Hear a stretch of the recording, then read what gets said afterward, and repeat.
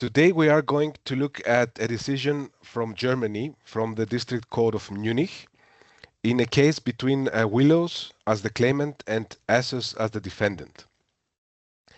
This ruling is particularly interesting because it touches upon two issues that have emerged in particularly in German case law in the last couple of years. And one of them is the issue of the security payment that the implementer or the defendant in this type of proceedings is expected to provide to the patent owner under the Huawei versus ZTE framework. So we have in the last couple of years German courts particularly placing a lot of focus on that, and with this decision here the Munich District Court provided even further guidance of what is expected from the implementer to do with respect to the security payment. And then we have a second part of the decision, which is equally interesting because the court provided some guidance of how to assess the front conformity of an license offer. The court highlighted specific aspects here that are particularly relevant in this context.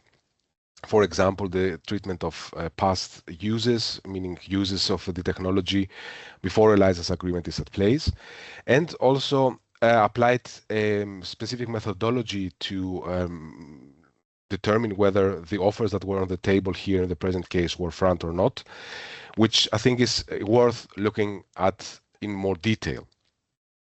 So these are the topics we're going to discuss today.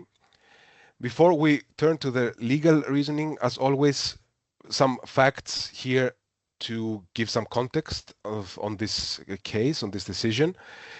So Wilus, the claimant, is a R&D company based in Korea, which has invested, among other standards, in the development of the Wi-Fi standard. And Asus, the defendant, is a Chinese company which is one of the largest manufacturers of electronic devices, particularly PCs, laptops, and smartphones, which were the most relevant in these proceedings here. Now, Wilus offers licenses to its patent portfolio on a bilateral basis and has also been a founding member of a pool on Wi-Fi 6 created by Sysvel, and therefore offers its technology also for licensing through the pool, so through the Sysvel Wi-Fi 6 pool. Now, the party started discussions, negotiations about a license to Wi-Fi 6. And maybe here, just one interesting note, Wilus, on the bilateral basis, offers a license on its own portfolio, but the bilateral license also includes a portfolio of another company, which is called SK Telecom. But these are bundled, let's say, in one bilateral licensing offer. And the parties negotiated about a bilateral option, but also about potentially signing a license with the Sysvel Wi-Fi 6 pool. The negotiations were not successful, so we ended up with these proceedings here that were launched by Wilus only in Munich. What SK Telecom did, it assigned its claims basically to Wilus. So Wilus asserted the patents here, asserted the portfolio basically for both parties. During these proceedings, one interesting fact is that Asus provided a security, but it calculated the security based on its own counteroffer, which was made during the negotiations of the parties.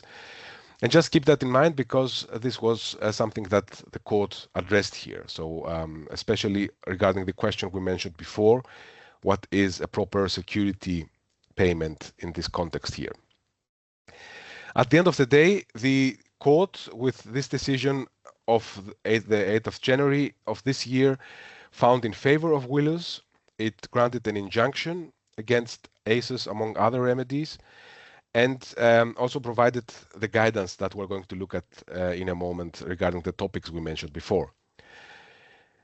It is not clear whether these proceedings have been appealed, so whether we will have a further discussion of these issues here at the appeal instance.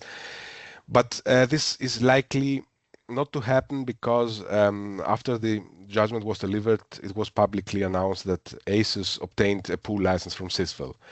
So we will need to see, of course, whether this is going to go any further, but it seems, at least for the moment, that there will be no further proceedings in this case. Now let's take a look at the decision of the court. And here, as we have in most of these cases, the defendant, Asus, raised the front defense. And the court dealt with this front defense, and of course, since it granted an injunction and the other exclusionary measures, it dismissed this defense. The main reason for that was because the court found that Asus did not meet its competition law duties, and particularly that the security it had provided was not sufficient. So it was the first element. Asus failed to provide sufficient security. In this context, the court referred to the standard that the Munich High District Court had created in a case called HMD Voice Age. We're going to talk about this more detail in a moment. And the second element, which is what the court more or less added here, is that the front defense could not be upheld because, apart from not providing sufficient security, Asus, in the present case, had failed to make an advance payment, a non-refundable advance payment, concerning the undisputed amount of potential royalties. And when we say undisputed, of course, we're going to look at that more in detail in a moment. But here, just for understanding, it's basically the amount that Asus had counter-offered to Wilus. So the court said this amount, since there was no dispute between the parties that it should have been paid, it should have indeed have been paid in form of an advance payment here, which Asus did not do. So for these two reasons, basically, the front defense was dismissed because the court found that Asus did not meet up to the requirements and the obligations it has. Apart from that, the court added that both the bilateral offers and the pool offer that were presented to Asus were front. And this is interesting because the court did not really need to do this specific analysis here because it would have dismissed the front defense already based on the flaws regarding the security payment and this advance payment that was not made by Asus in the present case. But it decided to go through the licensing offers as well to provide some guidance on the assessment of these offers by the court in the future as well. So now let's take a look at these obligations. The obligation to provide a security is established by the decision of the Court of Justice of the EU in the Huawei versus ZTE case. There, the Court of Justice of the EU had said that an implementer who has received an offer and decided not to accept the offer and therefore made a counteroffer is obliged to provide security and to render accounts in case its counteroffer is going to be dismissed by the patent owner.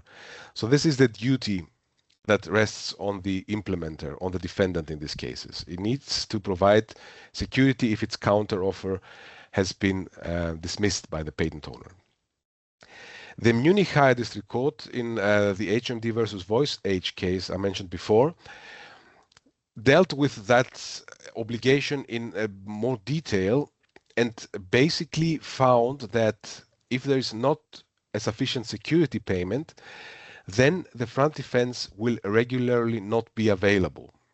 So this requirement to make a security payment was was raised into the middle of all of these discussions as a very important criterion of whether a front defense would be available or not. And then what was interesting in that decision as well was that under the term sufficient security, the Higher District Court of Munich regarded the security amount that has been calculated based on the patent owner's last offer. So not on the implementer's offer, but on the patent owner's last offer. The court said there is an exception if that offer of the patent owner is clearly and obviously excessive.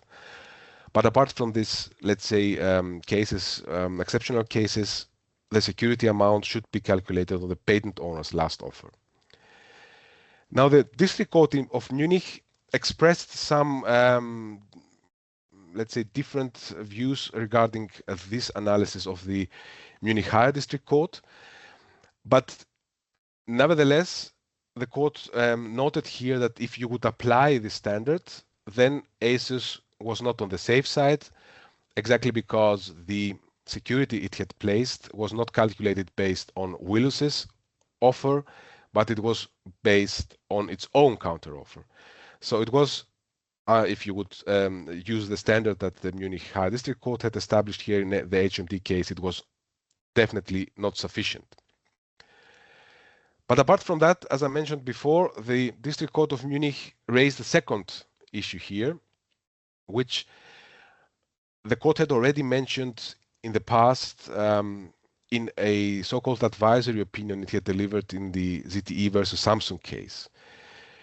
Now here, the court had taken the view that if you have an undisputed amount, so if it's clear between the parties that the implementer, the user, is required to pay royalties, so this is clear that there is an obligation to pay royalties, and only the final amount of the royalties is contested, then, according to the Munich District Court's opinion in the ZTE Samsung case, there is a duty to make a partial payment regarding this undisputed amount, which means that this undisputed amount, where there is no dispute about the height of the amount, and this is usually, as I mentioned before, the amount which the implementer has counter-offered, because you could say in simple terms that in so far the implementer has not only recognized a duty to make a payment, a license payment, but has said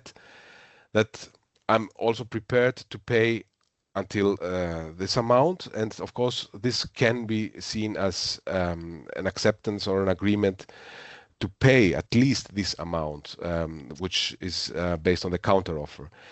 So the District Court of Munich said in this situation where you have this at least undisputed amount of license fees that are due and should be paid by the implementer, this amount should be paid actually in a non-refundable manner, meaning in terms of an advance payment for the fees that will be due under a license agreement that's going to follow. And this is an obligation that is created for the implementer. So the implementer needs to make this non-refundable advance payment. The court mentioned here that if the parties negotiate for a global license, this amount cannot be limited to Germany. So this is a clarification of the court here that regarding this part of the amount which would be due in any case under a license agreement, the implementer is required to make an actual payment, not a security payment, not just to place money aside so that everyone is sure that there would be money available to pay the license. This amount should be non-refundable advance payment in the sense that the patent owner can book it as a license payment already. Now, the court said, however, that in certain circumstances, and here you have to make a case-by-case assessment, apart from providing this payment, this advance payment regarding the undisputed amount, you could have also a duty of the implementer to provide additional security. And for that, the court said the decisive criterion, whether there is such an obligation or not, is basically how far apart the offer of the patent owner and the counteroffer of the implementer were. And here the court gave specific guidance about this delta, both in absolute numbers and percentages, saying that if the counteroffer of the implementer is less than 60% of the patent owner's request, and the difference amounts to more than $10 million, then apart from paying the undisputed amount, you will have also an obligation to provide additional security. How much would this additional security be? The court said it should be the amount that would be payable under a license for 1 year. So this is what the court has said here about this combination between, on the one hand, the payment of the undisputed amount, the advance payment of the undisputed amount, and the potential additional duty to make a payment of security. This would be, of course, a security payment, so not money that can be booked, but this is triggered if these conditions here are met, and when it is triggered, then the amount should be the amount that corresponds to royalties under a license for 1 year.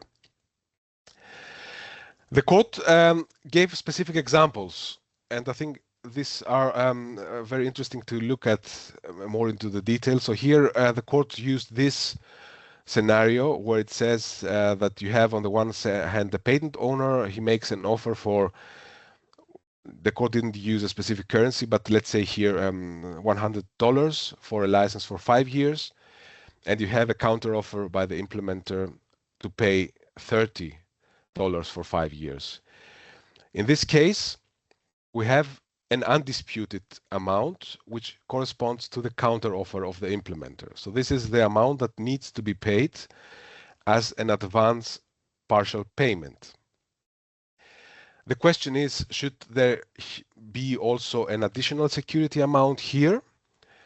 And in this example, we would say yes, because the counter offer of the implementer was less than 60% of the offer of the patent owner. It was only 30%, and the difference was more than 10 million US dollars. Here it was $70 million. So apart from the $30, which would be the undisputed amount, you needed to have this additional security payment. And the court said in this case, the additional payment would be 20. How is this amount calculated? It would be basically the $100 offered by the patent owner divided through the 5 years, which would have mean $20 per year. So in total, you would have to pay $50 here. In this example, 30 of that would be an advance payment, so non-refundable payment, and 20 the additional security. Now the court addressed a situation where you would have a different scenario than this one, and this is not a very uncommon situation that would emerge when the implementer particularly, or any party, seeks for a determination of royalty rates in a court abroad. So we have a situation where you have proceedings pending in Germany, as we have here, but one of the parties, the implementer, for example, goes to another court in another jurisdiction and requests that other court to provide a rate setting, either on a final basis or on an interim basis. The question that was posed here by the court is, if we have the situation, if we have this additional aspect, does this change anything in the way this amount shall be calculated? And the answer was yes. So the court said here there are differences that we need to take into account, and this might very well influence also the calculation of these amounts of the advance payment and also the additional security payment. So what the court said here is that in principle, the amount that the implementer has suggested in the foreign rate setting proceedings shall be paid to the patent owner. This is very similar to what we have seen before. So this would be the undisputed, let's say, amount. And the court said this duty emerges even through filing a respective motion in foreign proceedings. So you don't need to wait for a final decision. Potentially, even if you, as an implementer, for example, start these proceedings abroad and file a motion for a rate determination, you could have this duty triggered to pay the amount that you suggest in the foreign proceedings as front to the patent owner in Germany. When we have a situation where the foreign court has set an amount, example given as an interim license, the court said that this amount shall be paid then as additional security in the German proceedings. And this, irrespective of whether the other party, for example, the patent owner, has agreed with the rate set in the foreign proceedings or not. So this, again, shows that if we have this additional aspect here, a foreign fronted termination, we have some differences that need to be taken into account when it comes to the calculation of these amounts in German proceedings. And the court referred back to the same example we've seen before. We had the patent owner making an offer for $100 for 5 years, and the implementer counter offering 30 for 5 years. And in contrast to what we had before, we have here a foreign interim license, a foreign court setting an interim license at 60. Now, how does the calculation change now in the German proceedings? Again, the undisputed amount would be 30, but the additional security would be more, because the court said that the foreign interim license needs to be paid to the patent owner, and if it had been 60, you would need to add another $30 here as additional security. So at the end of the day, if you had this interim license setting abroad, you would end up with a higher amount that should have been paid in the German proceedings. It would be 30 plus 30, $60, whereas in the example we had before, where we didn't have this foreign proceedings pending or having been decided, it would have been 50.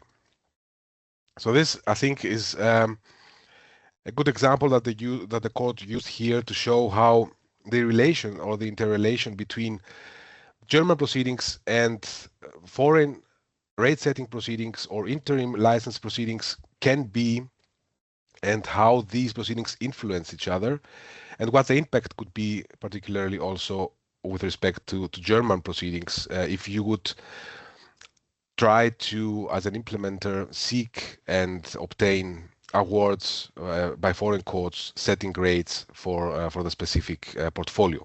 All right, so we've seen now how the court dealt with this obligation, the duty to provide security, and also how the court views this additional duty to make an advance payment for the undisputed amount of royalties between the parties. And as we said before, the court did not just limit its decision to these two aspects, it went even further to make an assessment of the offers that were on the table here. The court touched upon several aspects. We're going to highlight, I think, those that are probably the most important in this decision. We're going to discuss a little bit about how the court sees what the court called the license concept. Here, basically the question how to form an offer when you have an implementer that offers different type of products categories which are standard compliant. Then a major issue was how to deal with past sales, meaning sales that had been done by the by the implementer before a license agreement was signed. So at the end of the day, sales of unlicensed products. And then we're going to see the methodology that the court applied for the fronted termination here in the present case, which was mainly a top-down approach, but we're going to see in a moment why the court selected to do that here. So on the license concept here, the court asked itself, how do you treat situations where you have an implementer who has different product categories in its portfolio that all of them use the standard? Should there be a distinction between the product categories, or should you have one rate basically for all product categories? And the court said here, generally, if there is no distinction between the product categories of the potential licensee, there is a higher risk that an offer is seen as non-front. Why? Because the court said that a reasonable patent owner should consider the licensee's interest and the fact that the royalties must be refinanced through sales price. And this meant also that asking for the same price for both quality and high value products and low price products may indicate an imbalanced license concept.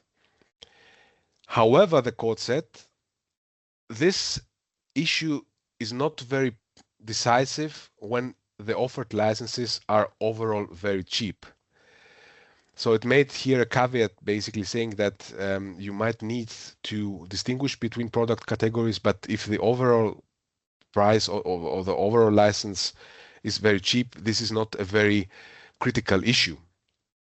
What the court added here, and I think this is also interesting, is that if you have a user that offers several product categories, then you should do an overall assessment at the end of the day, which means that you should look at what the user would pay for all of its devices, and it is very unlikely to come to the conclusion that an offer is front for one product category and non-front for another product category.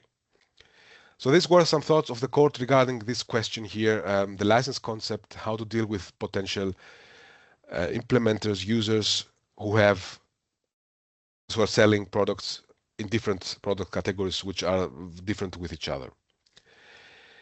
Now the issue of the past uses, and here there were two main questions that the court addressed. The first one is a very fundamental question. Should the past uses be treated the same way as future uses? And when I say future uses, I mean uses that or sales of products, for example, after a license agreement is in place. This is the one question. And the second question is whether there is an obligation of the patent owner to also seek remuneration for past uses as well, or whether there is flexibility there and the patent owner can decide whether to do that or not. Regarding the first aspect, the court said that rates for past uses shall in principle be treated differently than rates for the future.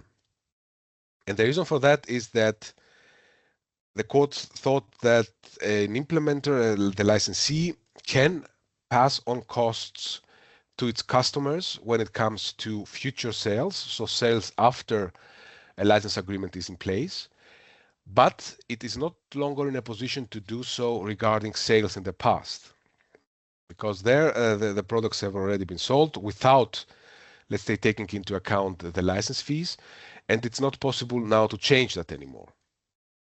And the court seemed to assume here that in this context, the user may need protection to some degree, at least until the patent owner has made clear to the user in an unambiguous way that he will demand payment of licensing fees.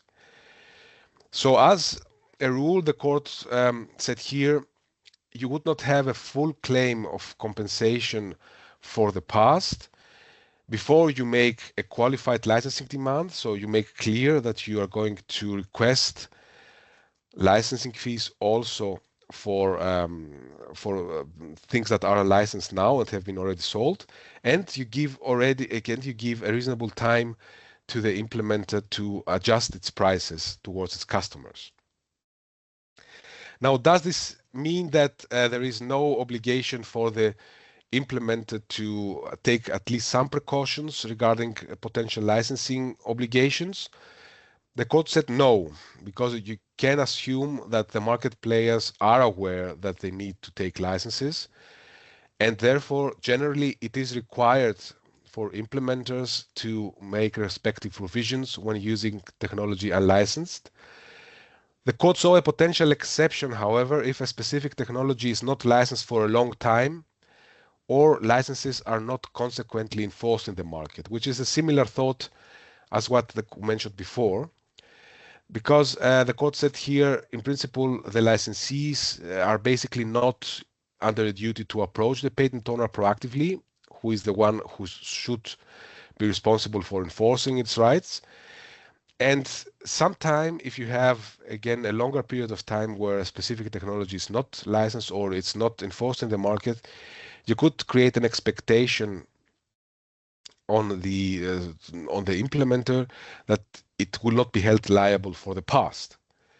Again, however, the court said that such expectation cannot occur when the patent owner has publicly indicated that licensing is expected and will be enforced, for example, through publication, participation in trade fairs, etc. So here, maybe to sum up, the court seems to be reluctant to, let's say, give a claim for full remuneration of past sales if, at least for the time before the patent owner has approached and clearly articulated licensing demands towards the implementer, because the court sees here, due to maybe, let's say, a long period of time of inactivity, some expectations being potentially created on the side of the implementers not to be held liable for licensing payments, at least for uses in the past.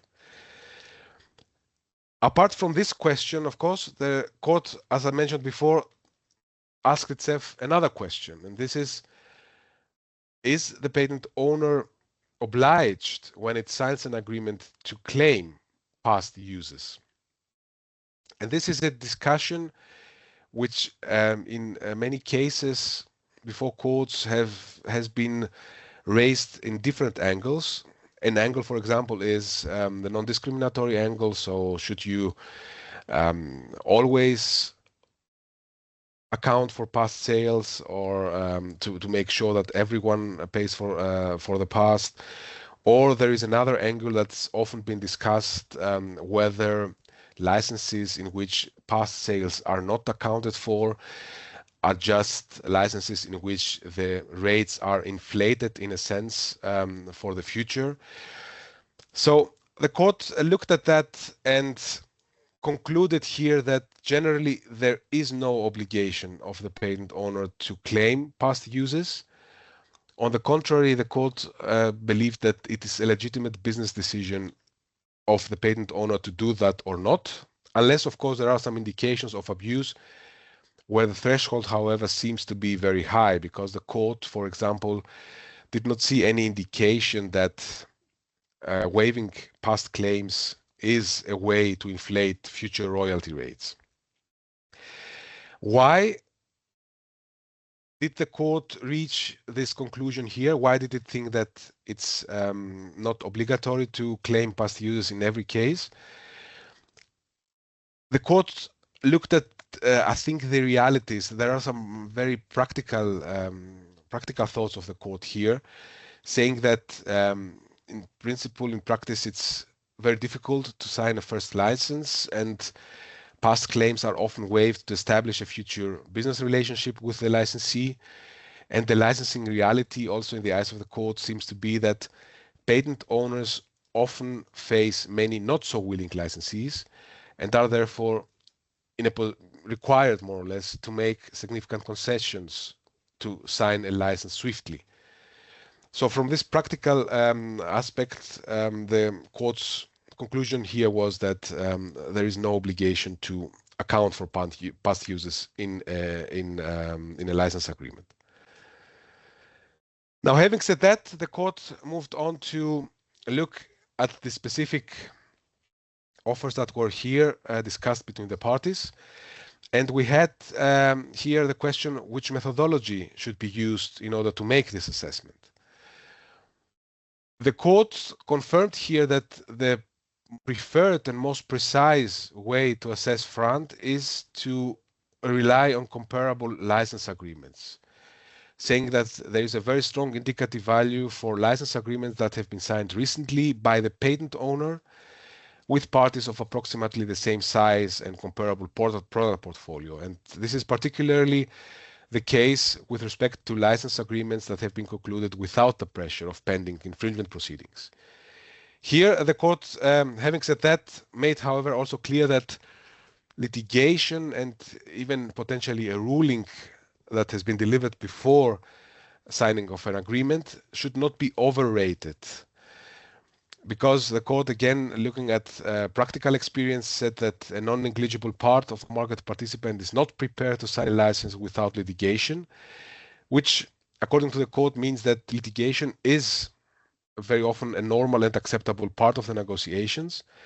And the court also said that pending infringement proceedings often do not appear to have a threat effect, which is so strong that it can create pressure, ruling out free negotiations between the parties.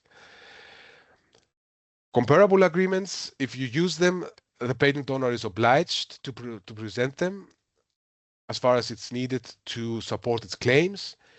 If it's lump sum licenses, you need to disclose the amount, the term, and the unit figures that are covered by the license. And if not, if there is the first agreement, then you should also make clear how past uses have been treated in the agreement. However, the court said there is no obligation to disclose all agreements that have been signed, because the court saw here, again, relying more on practical experience, that there is a risk of selective use of the data by the implementer and raising, let's say, not very valid arguments about their comparability or missing disclosures of license agreements, which could basically be used as a mean to delay proceedings. So not an obligation to disclose all comparable agreements. However, the court made clear that, having said that, there is a risk that there could be arguments drawn for the agreements that could delay the proceedings. It made also clear that contesting the comparability of agreements is not per se holdout behavior, where you need to look at these things from on a case-by-case basis. So the principal way to make the front assessment are comparable license. Nevertheless, the court did not rely on agreements which Wilus had produced in the present proceedings as comparables to make the front assessment. And why is that?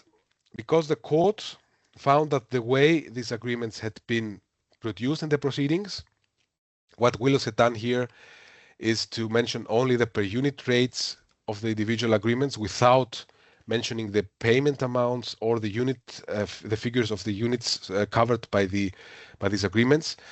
It made it impossible for the court to determine whether these licenses are comparable or not. So the court did not use the comparable licenses to make the front assessment here. And now the question is, what did the court use? The court used instead, as a cross-check, a so-called top-down methodology. In a nutshell, what this means is that you try on a first step to calculate or to determine what is the reasonable price for the use of a certain standard, and then you are in a position to allocate the patent owner's share in the standard, and based on the patent owner's share, create also or determine also what would be the share on this price, which is reasonable for the standard that should be attributed to the individual patent owner. The court said that this methodology can be used, but to use this, you need to have a patent owner who holds a significant share of the standards. In very comprehensive standards, as wireless standards, this could be at least 1%, but the court said if we have smaller standards, there could be even a higher share needed. But in any case, you can use this methodology, the top-down methodology, if the patent owner has a significant share. And turning to the specific case, the court said what you could use as a reference point, and it's a good reference point, is how this exercise has been used so far in wireless standards, because we have already, especially the court here in Munich, experience with cases which refer to wireless standards. And in the view of the court, the wireless standard is licensed to a large extent, and also numerous renewals are there. So there is a strong basis to use the approach taken for wireless standards also in this context here. Now, how is the price of how can you determine the reasonable price for a standard? What is the basis of your calculation? Of course, you have different product categories. This is something you need to always take into account, and there can be, in some cases, situations where you need to differentiate even within a specific product category. For example, depending on the maximum performance of the devices, it might be different if you have 4G, for example, or 5G enabled smartphones, or differentiate based on valuable added features of a specific product category. For example, if you're looking at tablets or laptops, you might need to differentiate based on whether the device has wireless connectivity or not.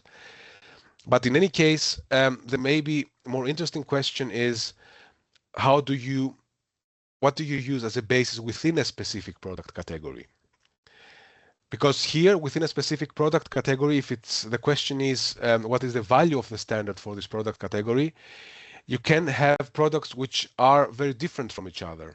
The court referred basically here to products which are of very high quality and maybe on a higher price segment, and at the same time you can have within the same product category, for example, smartphones, also products that are priced at the lower end, which have very different features.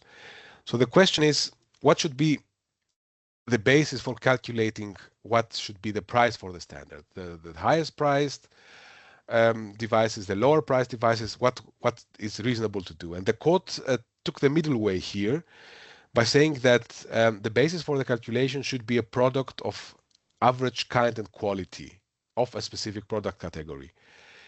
Why? Because some differences in the end product pricings are not necessarily related to the standardized technology, but to other features of the products. For example, the brand or the camera or the software that it uses, etc.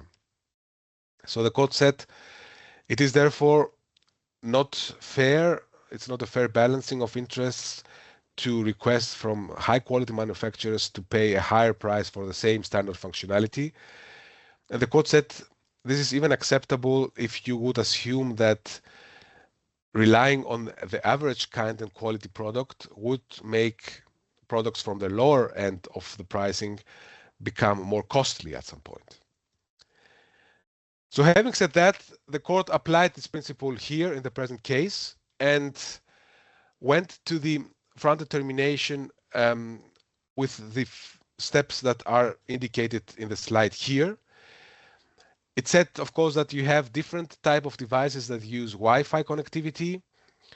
The court focused on, let's say, 4 product categories which are more common: mobile phones, tablets, laptops, PCs, and routers, and took the selling price for an average device of each of these products categories. So for a mobile phone, for example, it took a price between 150 and 200 dollars, or for laptops, PCs, a price between $500 and $550.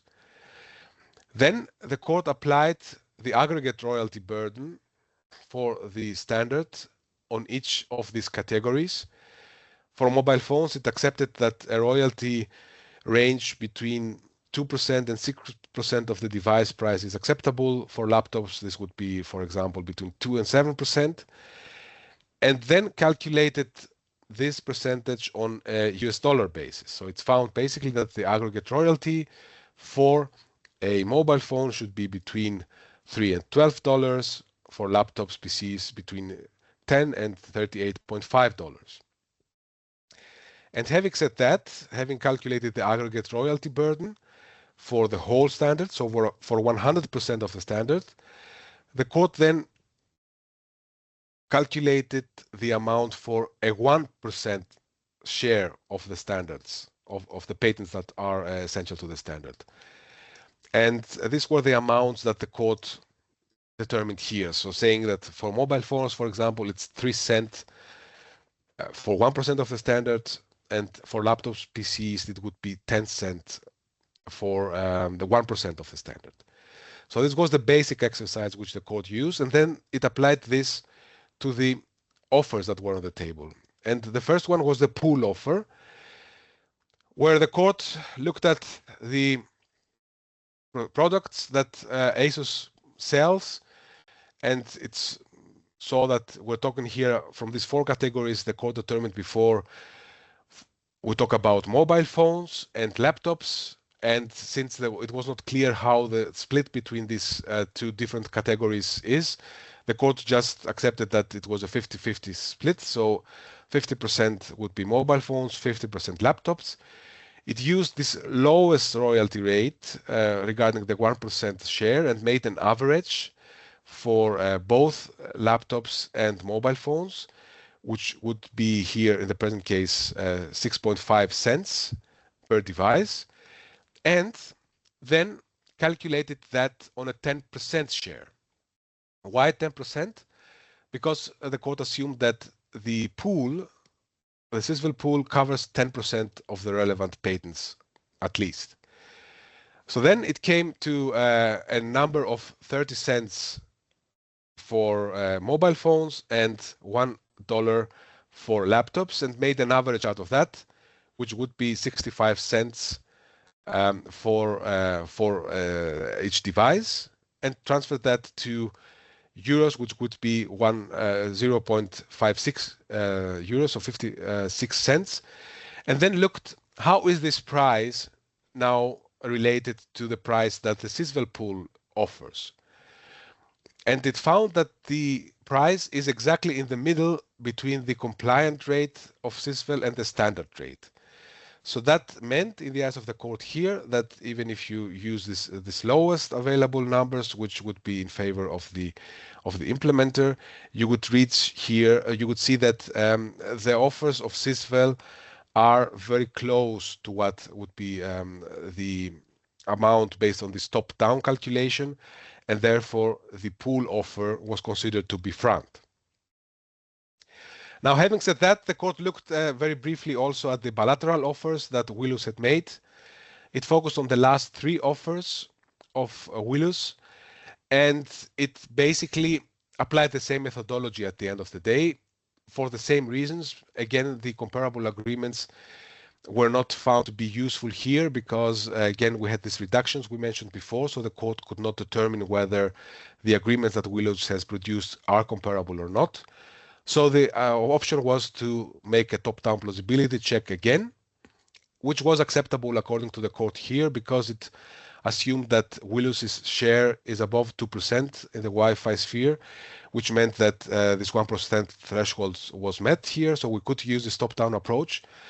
And what the court basically did here is to compare the share of Wilus portfolio within the CISVL pool. So to say what would be the share of Wilus in the overall patents that the CISVL pool covers, and found that this was a ratio of 4.2% of 4.2 to 1, and multiplied then this factor with the bilateral rate that Wilus offered to basically conclude that between the pool rate and this bilateral rate calculated on this basis, it was only a minor difference. So this meant also that this rate was the bilateral rate was also within the front range. So at the end of the day, what the court did here was to compare the rates that Wilus has offered on a bilateral basis to the rate that has been found to be front, the pool rate of the CISVL Wi-Fi 6 pool, based again on the share that Wilus has in the overall stack of the patents covered by the CISVL pool. And this is the same thing, more or less, what the court did with the second offer. There was a difference here only on the unit figures that had been used for the calculation, but the result was the same. And regarding the last offer, the court was very brief, saying that this offer was even lower than the previous offer, bilateral offer of Wilus, which was found to be front. So therefore, this offer itself, the last offer, would be within the front range as well. So this is the decision of the court.